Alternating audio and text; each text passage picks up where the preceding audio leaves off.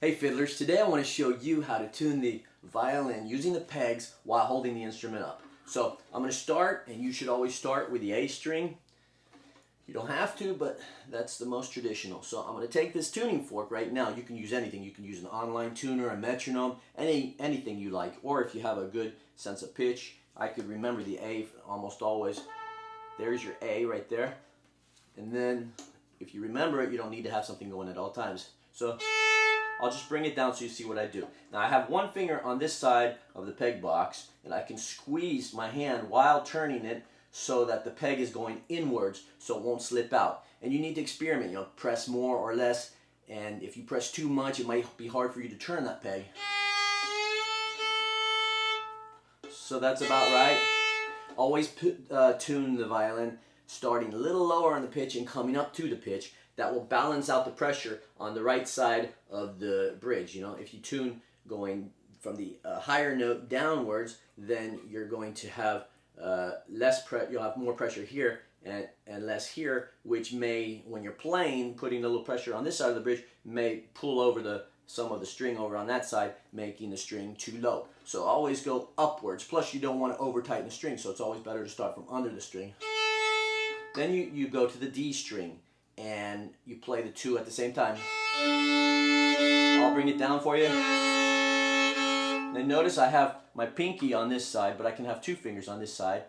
The important thing is that you get a good grip on the instrument and squeeze so you get that peg in at the same time. So you need to be able to somehow put some pressure on the string inwards towards the peg box to get it to stay. So what I did was I've memorized the chord. It's a fifth chord. You need to memorize the way it sounds.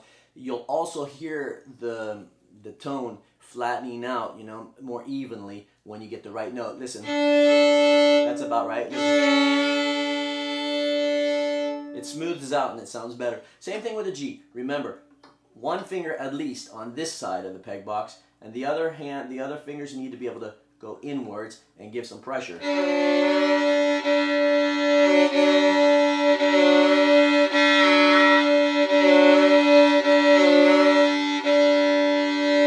When you get it just right, it evens out and it sounds really nice. Now, it's the same thing with a D and a G. You have a fifth interval. So memorize that fifth interval. It's the same as twinkle little. That's a fifth. It's a chord. So if that's easier for you. Or the same thing here. And when you're doing the E string, use the fine tuner. Because the E string is a steel string, the slightest little movement, it changes the pitch. So it's a lot easier to use a fine tuner on the E string. And you can even tune while holding it. You could play harmonics to check that it really is in tune. Anyway, that is how you tune the instrument at the pegs, holding it up. Thanks for watching.